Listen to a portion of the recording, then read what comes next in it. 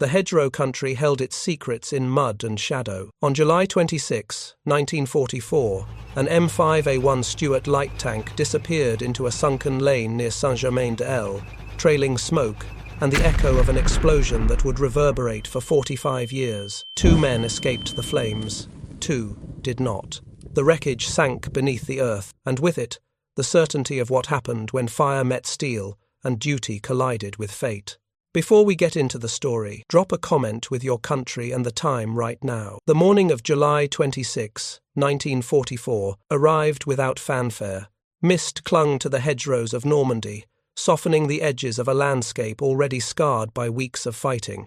Near the village of Saint-Germain-des-Lacs, the fields bore the marks of war craters filled with rainwater, abandoned equipment rusting in the grass, telephone wires sagging between splintered poles. The air smelled of damp earth and diesel fuel. Staff Sergeant Leroy C. Cloud stood beside. His tank, an M5A1 Stuart Light, checking the treads with the methodical attention of a man who understood that survival depended on details. The Stuart was a replacement, assigned to his crew only 6 days earlier, after their previous vehicle had thrown a track and been towed back to the rear. Cloud ran his hand along the hull, feeling the pitted steel still cold from the night. Corporal Robert A. Bartlett crouched near the turret, cleaning the machine gun's receiver with a scrap of cloth. His movements were precise, unhurried. Private First Class Harold Denton sat in the driver's hatch, adjusting his seat and checking the fuel gauge. Private William E. Foster stood beside him, securing ammunition belts and ensuring the ventilation system was clear. Cloud looked over his men. They were tired, everyone was tired, but their eyes remained sharp.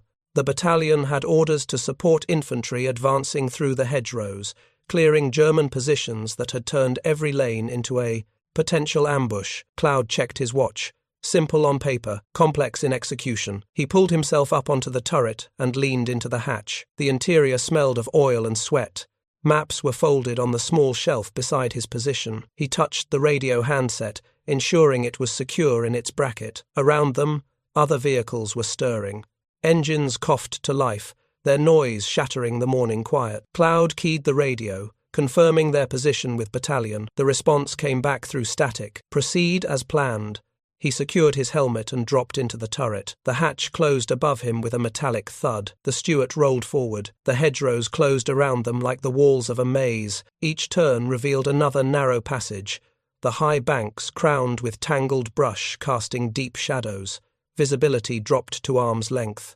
The Stuart's engine growled as Denton downshifted, navigating ruts carved by previous vehicles. Infantry moved alongside, spread in loose formation. They advanced cautiously, rifles ready.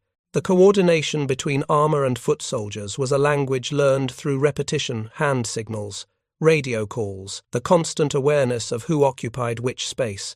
But coordination required time, and time was something the command structure seemed unwilling to grant. The infantry captain had requested a delay to scout the road ahead, but battalion headquarters insisted on maintaining the schedule. Units were reporting contact along the entire line. German resistance had stiffened overnight. The column slowed. Ahead, an overturned supply truck blocked half the road. Engineers were working to push it aside. Minutes stretched.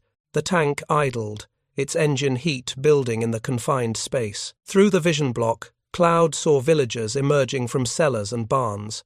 An old woman clutched a bundle of belongings, moving with the careful steps of someone navigating a world transformed into a minefield. A man led a cow by a frayed rope, heading away from the fighting. Children followed, silent and wide-eyed. Bartlett spoke quietly over the intercom. "They always know before we do." The infantry captain appeared beside the tank, tapping on the hull. Cloud opened the hatch. The captain's face was streaked with mud, his expression tight with frustration. "We need another 10 minutes, the captain said. "My scouts are reporting movement in the tree line to the north." Cloud checked his watch. They were already behind schedule. "What kind of movement?" "Could be a squad. Could be an observation post. I want to be sure before we advance. Battalion wants us moving. Battalion is not here." Cloud understood the calculation.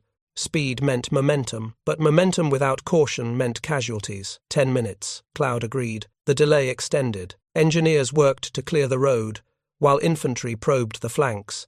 Artillery rumbled in the distance, a constant percussion that marked the broader battle. unfolding across the front. Finally, the road cleared. The column resumed its advance, but as they moved deeper into the hedgerow country, the tension thickened. Every shadow seemed deliberate. The lane narrowed further, forcing the column into single file. Cloud felt the Stuarts slow as Denton negotiated the turns. On both sides, the hedgerows rose like fortress walls, their dense foliage blocking sight lines and muffling sound. Artillery support had been promised, but the shells were falling 200 metres to the north, close enough to hear, too far to provide cover. The infantrymen moved in staggered intervals, checking corners, peering into gaps in the vegetation. Cloud studied the map strapped to his kneeboard. According to reconnaissance, German positions were concentrated around a crossroads, 500 metres ahead. The objective was to suppress those positions long enough for infantry to flank and clear them. The radio erupted with sudden chatter. A unit farther east had made contact, heavy contact. The sound of automatic weapons bled through the static. Cloud listened, mentally tracking the engagement on his map. Bartlett loaded a high-explosive round into the main gun. The action was smooth, rehearsed. He did not need to be told. Denton's voice came through the intercom, tight with focus. "Roads getting worse. Drainage is shot. We hit a soft patch. We're stuck. Keep us moving," Cloud replied. The Stuart lurched slightly as the right track found firmer ground. Outside, an infantry sergeant gestured toward a gap in the hedgerow, a potential bypass, but the gesture was hesitant. Then the artillery shifted. The explosions walked closer, now falling within 100 metres. The concussion rolled through the air, pressing against the hull. "They're adjusting fire," Foster said. Cloud keyed the radio, requesting clarification from the forward observer. The response took 15 seconds too long. Hours, targeting suspected positions ahead. The column reached a slight rise where the hedgerows thinned enough to offer a broader view. Cloud risked opening the hatch, exposing himself to scan the terrain. Smoke drifted across fields pockmarked with craters. A burned-out half-track sat tilted in a ditch. Beyond it, the crossroads lay quiet, too quiet. He dropped back inside and closed the hatch. "Something's wrong," the infantry captain's voice cut through the radio. "We're picking up movement. 3 o'clock, maybe 70 metres. Cloud traversed the turret slightly. Through the periscope, he saw nothing but vegetation and shadow. "Hold position," Cloud ordered Denton. The Stuart stopped. The seconds stretched. It came not as gunfire, but as a whisper, a metallic scrape, faint but distinct. The infantry captain's voice cut through again. "Contact. North side." A rifle cracked. Then another. The sharp reports of small arms fire punctured the stillness. Infantrymen dropped prone, returning fire into the tree line. Tracers arced into the foliage, marking targets invisible to the naked eye. Cloud keyed the intercom. "Denton, advance 20 metres. Bartlett, ready on my command." The Stuart lurched forward. Cloud scanned for muzzle flashes, for any indication of where the fire originated. The Germans were disciplined shooting and displacing, using the terrain to mask their positions. Then he saw it, a flicker of movement near a shattered stone wall. He adjusted aim, his finger tightening on the trigger. "Fire!" The main gun roared. The high-explosive shell detonated against the wall, sending stone and dirt into the air. The concussion rolled back across the field. For a moment, the small arms fire paused, but only for a moment. The response came fast, and from an unexpected direction. A sharp crack echoed from the left flank, followed by the distinct whoosh of a rocket. Foster's shout cut through everything else. "Panzerschreck!" The rocket struck the Stuart's left side just behind the turret ring. The explosion was immediate and absolute, a blinding flash that tore through steel and flesh without distinction. The concussion slammed Cloud against the turret wall, his vision collapsing into white noise and pressure. Fire erupted inside the crew compartment. Fuel lines ruptured, spraying ignited liquid across metal and fabric. The air became flame. Smoke filled every space, thick and choking. The temperature spiked instantly, turning the interior into a furnace. Cloud's training overrode panic. He grabbed for the hatch release, his hands moving through memory rather than sight. The metal burned his palms, but he twisted the mechanism. The hatch resisted, warped by the blast. He threw his weight against it. Bartlett was beside him, or had been. Cloud could not see him through the smoke. He reached out, fingers finding fabric, pulling, but the fabric tore away in his hands. "Out! Everyone out!" His voice cracked, lost in the roar of fire and the sharp reports of ammunition beginning to cook off. The hatch gave way. Cloud pulled himself up, his uniform smouldering, skin blistering. He cleared the turret and rolled off the side of the tank, hitting the ground hard. He forced himself to move, crawling away from the burning hull. Denton emerged from the driver's hatch, half falling, half jumping. His uniform was ablaze. He hit the ground and rolled, smothering the flames against the earth. Foster followed seconds later, his movements jerky and uncoordinated, one arm hanging limp. Cloud tried to stand, but his legs would not respond. He turned back toward the tank, searching for Bartlett. The turret was fully engulfed now, flames pouring from the open hatch. Smoke billowed skyward, a column visible for kilometers. "Bartlett!" His voice was raw, barely a whisper, no response. Only the sound of fire consuming metal and the sharp crack of rounds detonating inside the hull. Infantry reached them, dragging Cloud away from the tank. He fought against them, trying to turn back, but his strength was gone. They pulled him into a ditch, pressing him down as more ammunition cooked off, sending shrapnel singing through the air. The medic appeared, his hands moving quickly, checking for wounds. Cloud pushed him away, pointing toward the tank. Two still inside, Bartlett but he could not remember the other name. The smoke had taken it, or the shock. Denton lay nearby, his face blackened, eyes wide and unfocused. Foster was conscious but silent, his burned arm cradled against his chest. The medic moved between them, applying dressings, his movements efficient despite the chaos. Cloud forced himself to look at the steward. The flames had spread to the engine compartment. The tank was a total loss, and somewhere inside that inferno, 2 men remained. He tried to rise again, but the medic pushed him down. "You can't help them, not now." The words were factual, delivered without cruelty. Infantry secured the perimeter. An officer appeared, kneeling beside Cloud. His voice was calm, almost gentle. "How many were in the tank?" 4, Cloud managed. 2 got out, 2 didn't. The officer stood, speaking into his radio. Cloud caught fragments. Casualty report. Recovery not possible. Continue advance. Time fractured. Minutes or hours passed. Cloud could not tell. The tank burned itself out eventually, flames subsiding into smouldering wreckage. Smoke continued to rise, thinner now, grey instead of black. Medics loaded Denton and Foster onto stretchers. Cloud was lifted next, though he protested. As they carried him away, he looked back one final time. The Stuart sat silent in the lane, its hull blackened and split.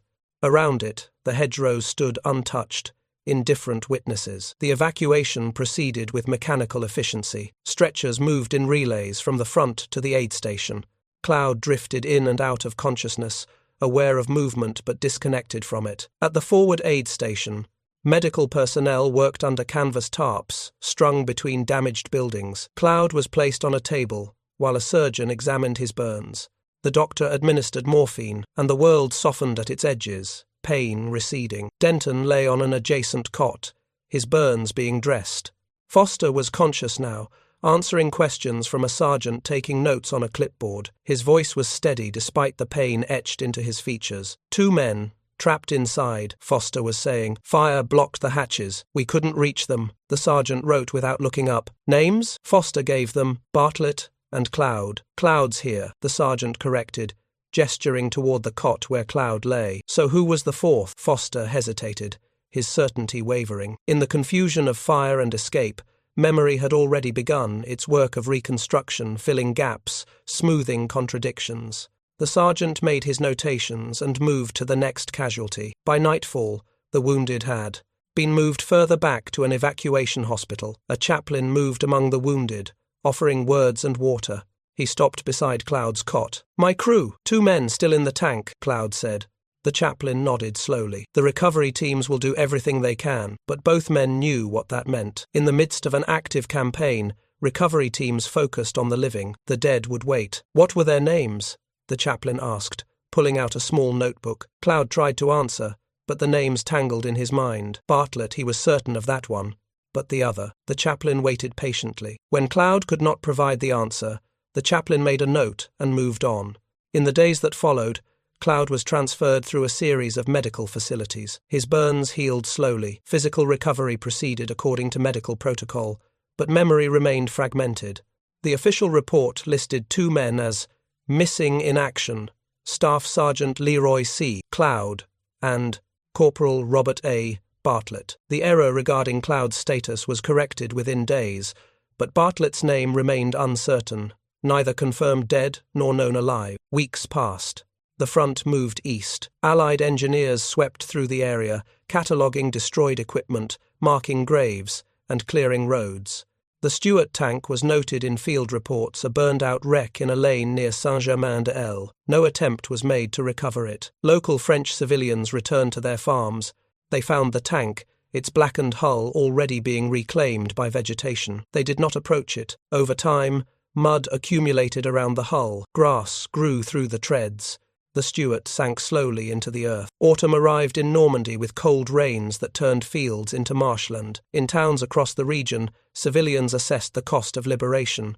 In Texas, a telegram arrived at a farmhouse outside of Abilene. The message was brief, official, and devastating. Staff Sergeant Leroy C. Cloud was listed as missing in action as of July 26, 1944. The War Department expressed regret and assured the family that every effort would be made to determine his status. Cloud's mother read the telegram 3 times before its meaning fully registered. Missing did not mean dead, not officially, but it also did not mean alive. It meant uncertainty, a suspended state that offered neither grief nor hope in pure form. She folded the telegram carefully and placed it in a drawer with her son's letters from basic training. Then she sat at the kitchen table and waited. In Massachusetts, Bartlett's wife received an identical notification.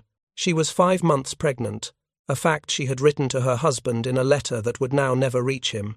The telegram arrived on a Tuesday morning, delivered by a young man in uniform who could not meet her eyes. She thanked him reflexively. Then she closed her own door and stood in the hallway, holding the piece of paper that transformed her husband from a person into a question mark. Letters began immediately from both families to the War Department, requesting clarification. What did missing in action mean? Where had it happened? Were there witnesses? The responses came slowly, filtered through layers of military bureaucracy. A letter dated November 3, 1944, informed Cloud's mother that her son had been part of a tank crew engaged in combat operations near Saint-Germain-de-Lez, France. 2 crew members had survived and been evacuated, 2 had not. Recovery efforts were ongoing. The letter did not specify which 2 had survived.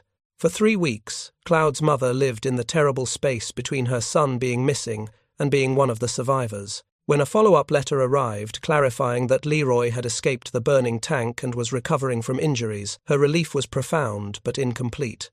The families of the dead and missing formed an invisible network, women writing to War Department offices, comparing information, sharing the small details that official correspondence omitted. Bartlett's wife learned that her husband had been the tank's loader, that he had been last seen inside the burning vehicle, and that recovery of remains had not been possible. But not possible was not the same as confirmed. The distinction mattered. By early 1945, as winter gripped Europe, the search for answers regarding the July 26 incident had been shelved. Thousands of men remained unaccounted for. Priorities lay with the living. The official file on Corporal Robert A. Bartlett was marked Status, Missing in Action, Location, France. Circumstances, Combat Casualty, Remains not recovered. The file was placed in a cabinet in Washington, among thousands of others. It would remain there, untouched, for years. The war ended in Europe on May 8, 1945. Church bells rang across liberated territories, and soldiers who had survived began the slow journey home. But the end of combat did not mean the end of accounting. In the summer of 1946, the American Graves Registration Service initiated a comprehensive effort to locate, identify, and properly inter the remains of UTES servicemen.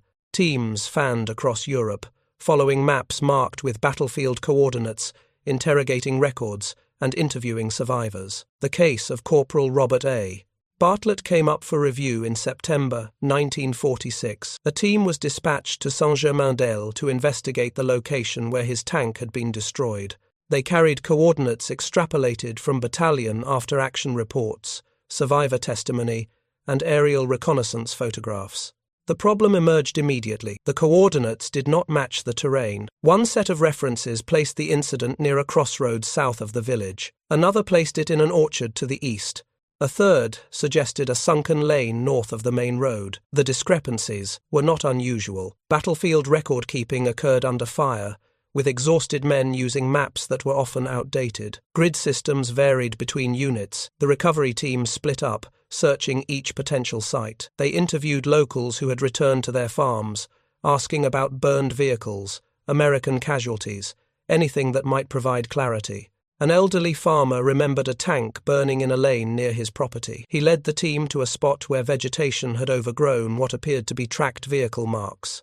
But when they excavated, they found only a German half-track. Another farmer recalled American soldiers burying dead near an orchard. The team dug carefully, finding 3 graves.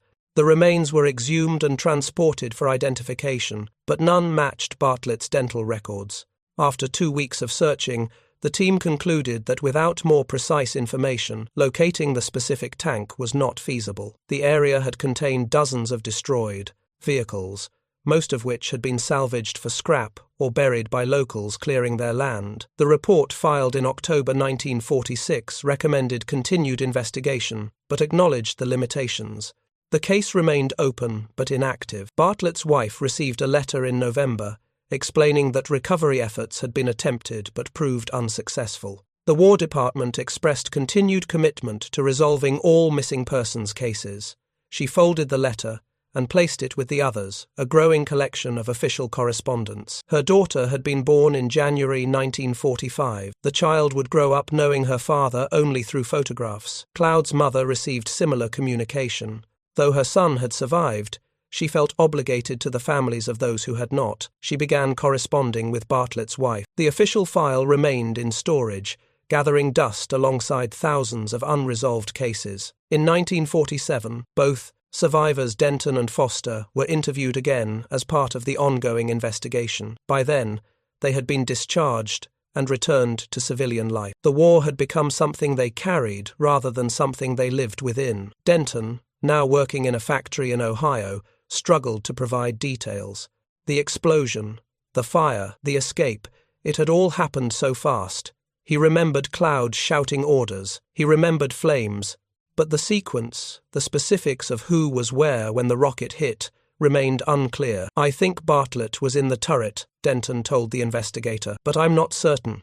Everything happened at once." Foster, living in Pennsylvania and working as a mechanic, was more definitive. "Bartlett was loading the gun when we were hit. I saw him right before the explosion.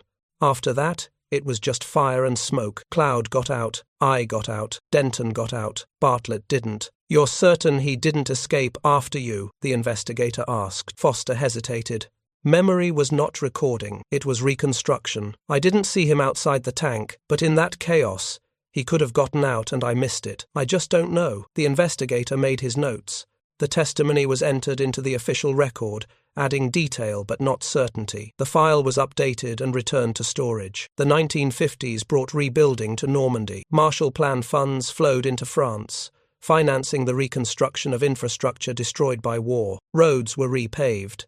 Fields long abandoned due to unexploded ordnance were gradually cleared and returned to cultivation. Near Saint-Germain-d'Elle, a farmer named Henri Mercier reclaimed land that had been too dangerous to work since the liberation. Army engineers swept the area with mine detectors. By 1952, Mercier felt confident enough to plough. His tractor hit something solid beneath the soil, a metallic obstruction that bent the plough blade. Mercier dismounted and examined the ground. Rust-colored metal protruded from the earth. He dug around it with a shovel, revealing what appeared to be part of a vehicle hull. He reported the find to the local gendarmerie, who contacted the army. A disposal team arrived. When they excavated further, they uncovered an American light tank, its turret partially collapsed, the hull buried at a 45-degree angle. The tank bore the scars of fire, blackened steel, warped plating, the interior filled with soil and debris. The disposal team documented the find. They checked for explosives and found none. They asked Mercier if he wanted the wreckage removed. It would cost money, and the scrap value was minimal. Mercier considered. The tank occupied perhaps 10 square meters, and there was something about disturbing it that felt wrong. He decided to plough around it. The tank remained where it had come to rest, slowly disappearing again beneath successive seasons of growth. Word of the discovery circulated locally. Some residents remembered the battle in 1944, though memories had softened with time. An old woman recalled hearing an explosion and seeing smoke rise from Mercier's field. Another villager remembered American soldiers taking casualties near there. No one connected the tank to the missing crew members. The official records were in Washington and Paris, inaccessible to civilians. In 1954, a small stone memorial was erected in the village centre, listing the names of French civilians killed during the occupation and liberation. It made no mention of Allied soldiers. Their memorials existed elsewhere in the vast American cemetery at Colleville-sur-Mer, where rows of white crosses stretched toward the horizon.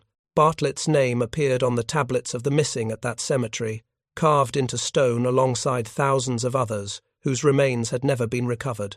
His wife visited once, in 1956, bringing their daughter. The girl was 11 years old, enough to understand absence, but not yet old enough to comprehend its permanence. They stood before the tablet, while a guide explained that these names represented men who had disappeared into the machinery of war and never emerged. The guide spoke with practiced solemnity. Bartlett's wife placed her hand against her husband's name, feeling the carved letters beneath her fingers. Marble warmed by the summer sun, a name that had once belonged to a person, now reduced to inscription. Her daughter asked if her father was beneath the ground here. Bartlett's wife explained that he was not, that this was a memorial, not a grave, that his actual resting place remained unknown. "Will we ever find him?" the girl asked. Her mother did not answer immediately. Finally, she said, "Perhaps, someday," but she did not believe it. Time and earth had claimed too much. They left the cemetery and returned to their lives in Massachusetts. The years continued. The daughter grew, married, had children of her own. Bartlett became a figure in family history, a grandfather the grandchildren never met, known only through stories and photographs kept in a drawer. By the 1960s, the Second World War had become history rather than memory for much of the world. A new generation reached adulthood with no direct experience of combat.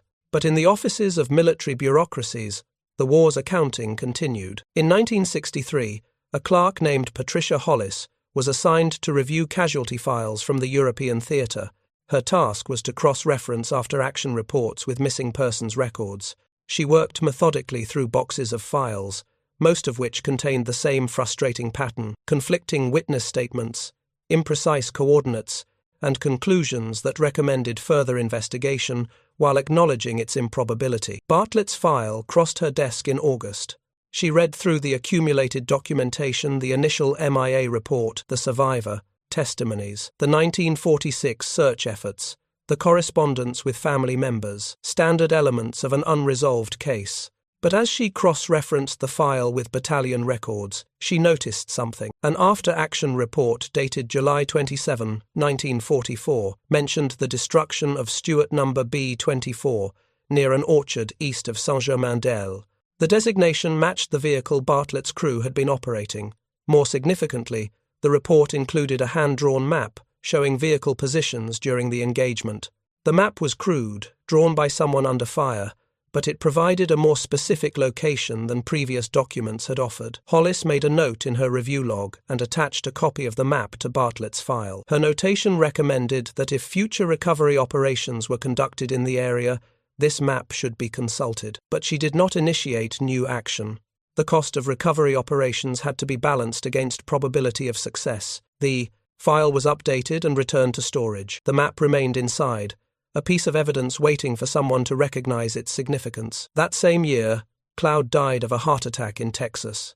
He was 42 years old. His mother arranged for a funeral with military honors.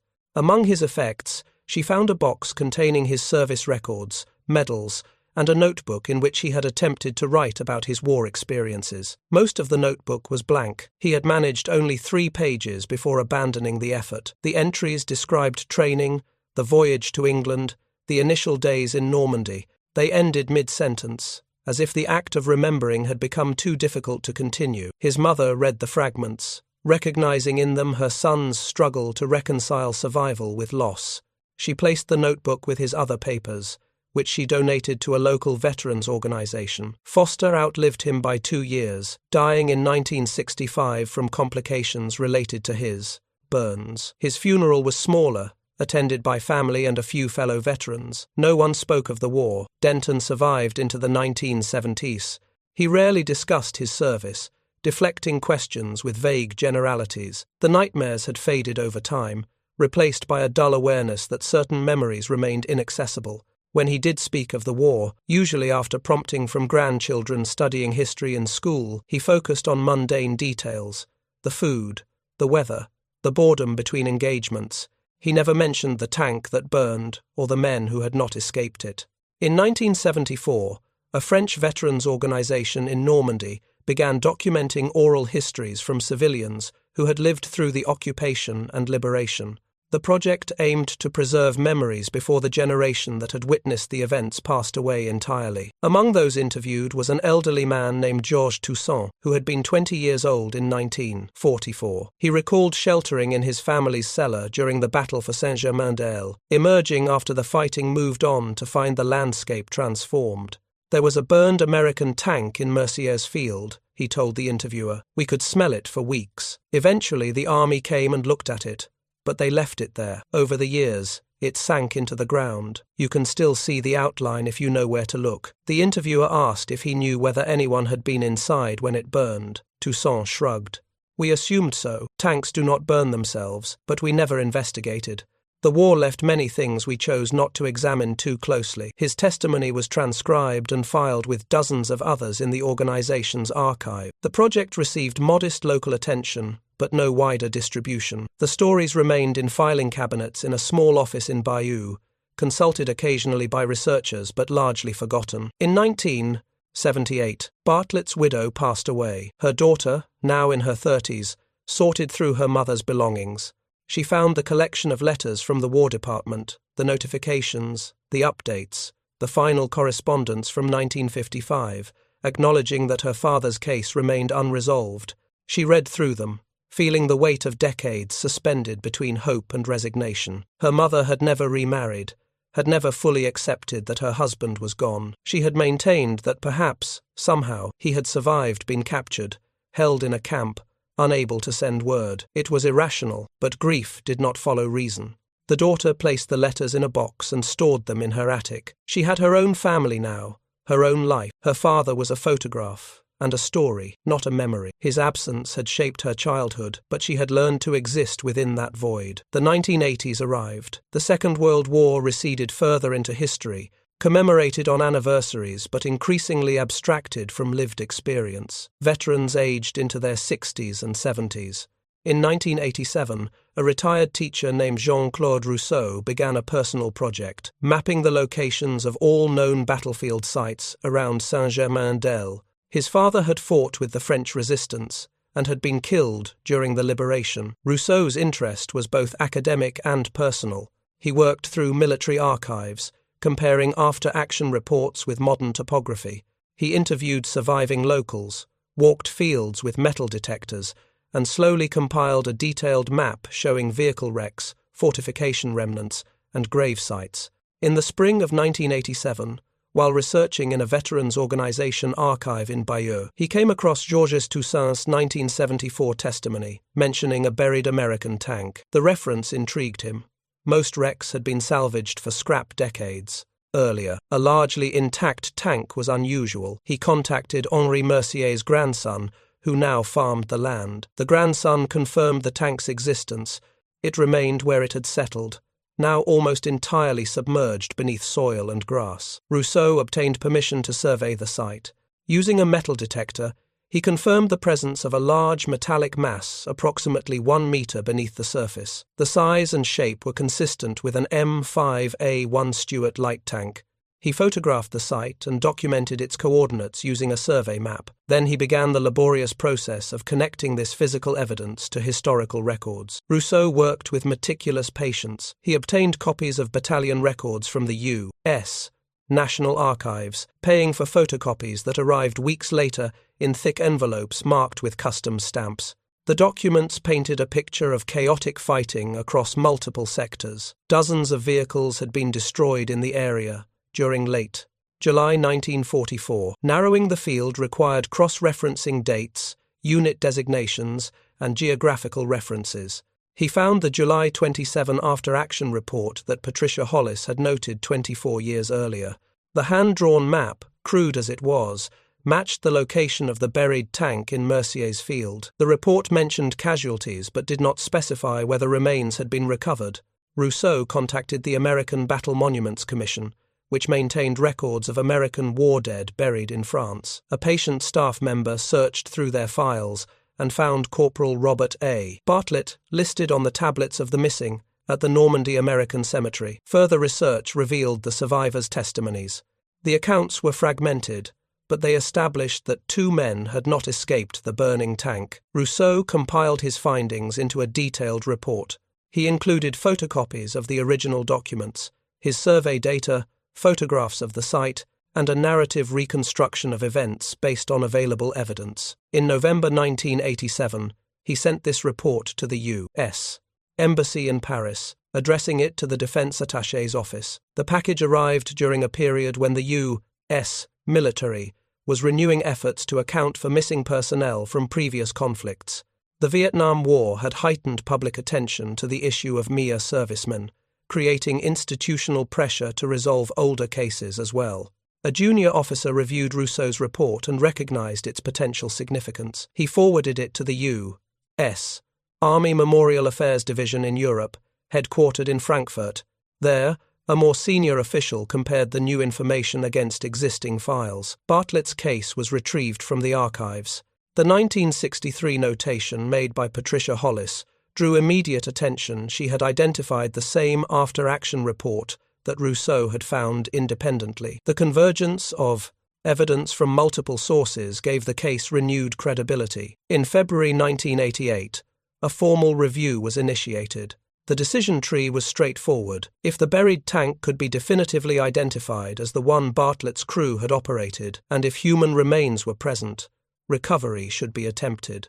Authorization proceeded through channels: budgetary approval, coordination with French authorities, notification to next of kin. The machinery of military bureaucracy, slow but thorough, began to turn. Bartlett's daughter received a letter in April 1988. It explained that new information had come to light regarding her father's disappearance. A site had been identified that might contain his remains. If she consented, recovery operations would proceed. The letter was careful not to promise outcomes, only effort. She read it 3 times, each time feeling the peculiar sensation of a wound reopening. Her father had been missing for 44 years. She had built a life around his absence, had learned to carry it as background rather than foreground. Now, suddenly, he was present again not as a person, but as a possibility.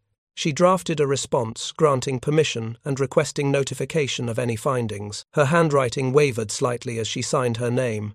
She was 52 years old, corresponding about a man she had never known. In France, officials contacted Jean-Claude Rousseau, informing him that his research had prompted official action. They thanked him for his diligence and requested his continued cooperation. He agreed immediately, honored that his personal project had contributed to something larger than documentation.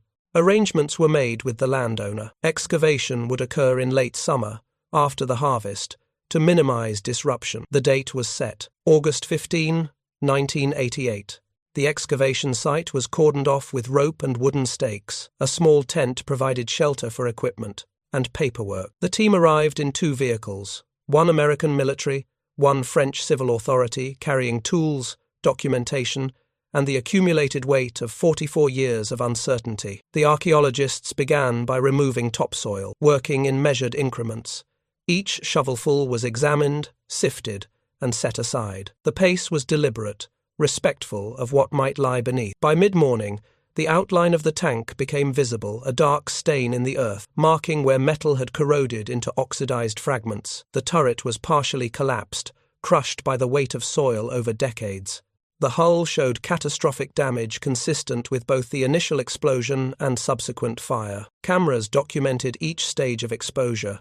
An American officer maintained a detailed log, noting depth, position, and condition of everything revealed. A French official liaised with local media, who had been informed but kept at a distance. By afternoon, the excavation had reached the crew compartment. The interior was filled with compressed soil, rust fragments, and organic debris. The team worked with smaller tools, now trowels, brushes, even hands removing material with archaeological precision. The first human remains were discovered near what had been the loader's position. bones, blackened and fragile, partially embedded in corroded metal. The team marked the location and continued working, uncovering more fragments nearby.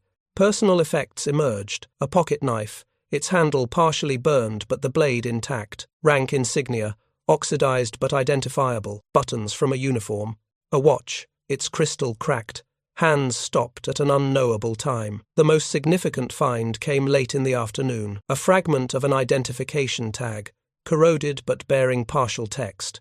The letters Loud LC were visible, enough to establish identity when compared to records. Staff Sergeant Leroy C. Cloud's tag, but Cloud had survived. The presence of his tag in the wreckage suggested it had been torn loose during the explosion, or that he had removed it and left it behind in the chaos of evacuation. Near it, searchers found a second set of remains, positioned in what would have been the turret basket. These were more complete, suggesting the individual had been trapped and unable to escape. Among these remains, a second identification tag fragment. This one bore Bartle, and enough additional markings to suggest completion as Bartlett. The team worked until darkness forced them to stop. Floodlights were positioned around the site, and a guard was posted overnight. The partially excavated tank looked like a wound in the earth. A scar opened after decades of healing. The following day, the remainder of the remains were carefully removed, catalogued, and transported in sealed containers. Everything found within the tank, every bone fragment, every artifact was documented with the precision of legal evidence. The official present ensured that chain of custody was maintained. These remains would be transported to the U.S. Army Central Identification Laboratory, where forensic specialists would conduct formal identification using comparative analysis of dental records and skeletal measurements. By the third day, the excavation was complete. The tank had yielded its burden. What remained was a shell, corroded, empty, no longer a grave but simply a relic. The landowner asked what should be done with the wreckage. The officials conferred. There was no compelling reason to remove it. The hull was too degraded to have historical value, and the cost of extraction would be substantial. They decided to rebury it, covering the site with the same soil that had concealed it for decades.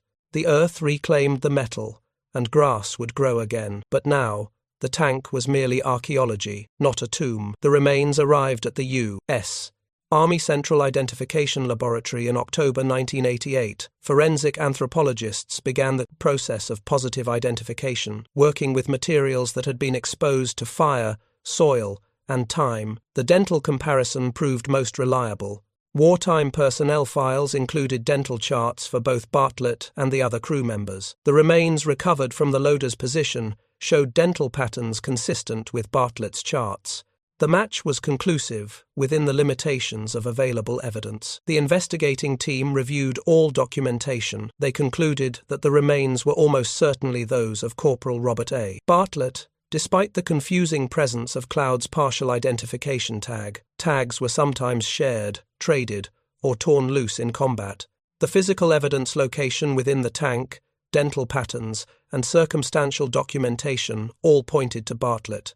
The official determination was made in January 1989. The remains recovered from the tank site near Saint-Germain-d'Elle were consistent with Corporal Robert A. Bartlett, missing in action since July 26, 1944. Bartlett's daughter received notification by telegram following the same protocol that had informed her mother 44 years earlier. This time, however, the message brought resolution rather than uncertainty. Her father had been found. He would be returned to her for burial. She arranged for interment at the Normandy American Cemetery, where his name was already inscribed on the tablets of the missing. Now, he would have an actual grave beneath a white marble cross, alongside thousands of others who had fallen during the liberation of France.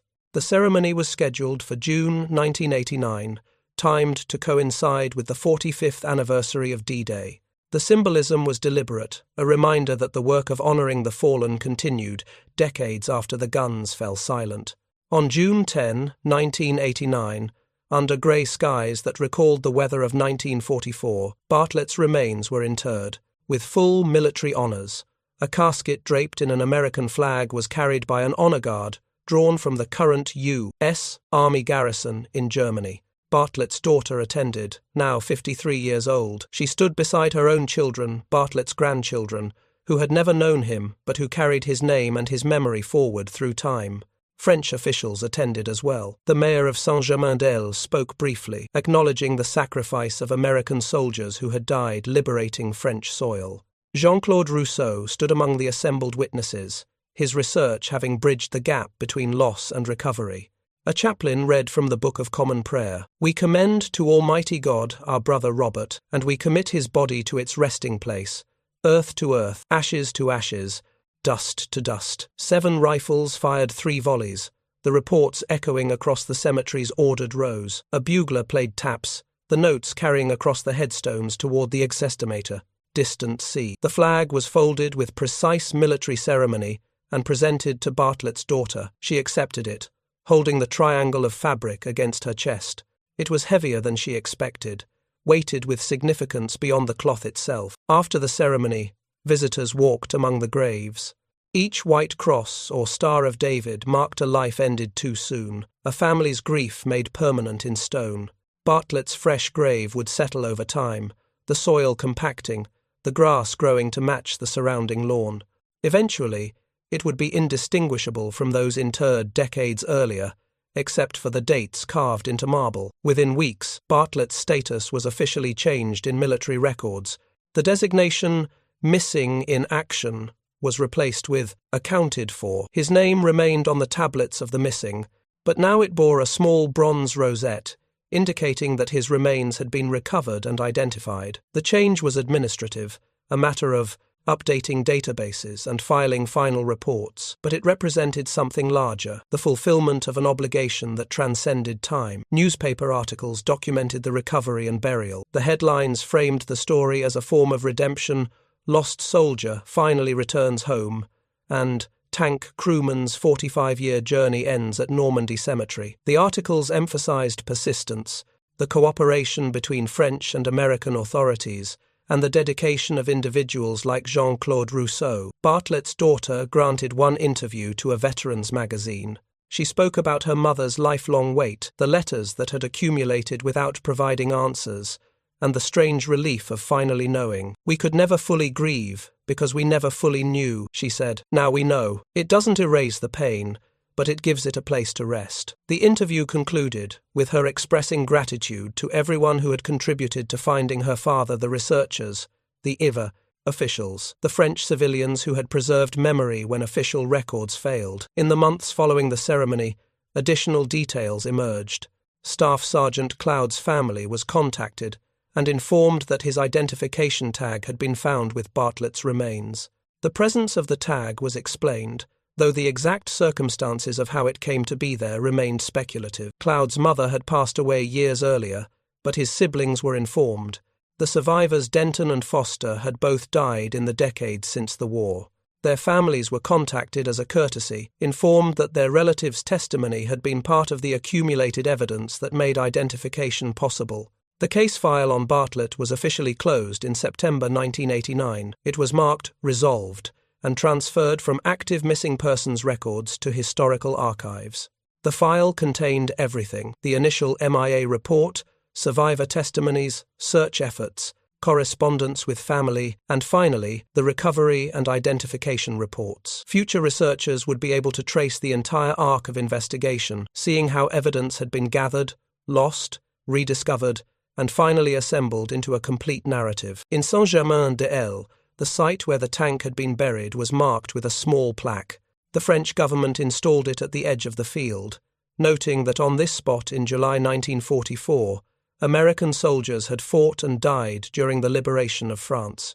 The plaque listed no names, but locals knew what it commemorated. Henri Mercier's grandson, who farmed the land, maintained a respectful distance from the site.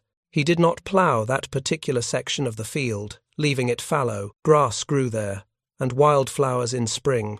It became an informal memorial, visited occasionally by veterans or historians, but mostly left to quiet. Evening fell across the American cemetery in Normandy. The last visitors departed, leaving the grounds to silence and the sound of wind moving through grass. Shadows lengthened across the headstones, each cross casting a profile that stretched toward its neighbors. Bartlett's grave occupied a place among thousands, not prominent, not isolated, simply one marker among many, part of the ordered geometry that transformed individual loss into collective sacrifice. The promise made in 1944 had been kept in 1989. 45 years had passed between disappearance and recovery, between uncertainty and resolution. The war had moved on, nations had rebuilt, generations had turned, but the obligation had remained constant. The hedgerow country of Normandy continued its rhythms, fields planted and harvested, seasons cycling through their ancient patterns. The landscape bore fewer visible scars now. Buildings had been rebuilt, roads repaved, craters filled and planted over, but memory persisted in the places where official history intersected with lived experience, in the cemetery where names were finally matched with graves, in the village where a plaque marked sacrifice, in the archives where files documented the slow, methodical work of accounting. Jean-Claude Rousseau continued his research, documenting other sites, connecting other fragments of evidence to incomplete stories. His work on the Bartlett case had earned him recognition, but he remained focused on the next investigation, the next set of coordinates, the next name waiting to be resolved. Bartlett's daughter returned to Massachusetts, the folded flag displayed in her home alongside the photographs she had inherited from her mother. Her children asked questions about their grandfather, and she answered with what she knew the facts accumulated from letters and reports, shaped into a narrative that honored him while acknowledging the gaps that could never be filled. The war had ended 44 years before his burial, but for his family, closure had required patience measured in decades. The grief had evolved, softened by time but never erased. The ceremony in Normandy had not restored what was lost. It had simply provided a place for memory to settle. In the years that followed, other cases were resolved through similar processes: archival research, archaeological recovery, forensic identification. Each name accounted for represented families who could finally complete their mourning, who could visit a grave rather than wonder at its location. The work continued, would always continue, driven by the understanding that every soldier deserved to come home, not quickly perhaps, not easily, but eventually. The promise endured beyond the battles that created the need for it, beyond the generations who made and kept it, woven into the institutional memory of nations that remembered their obligations to those who had served.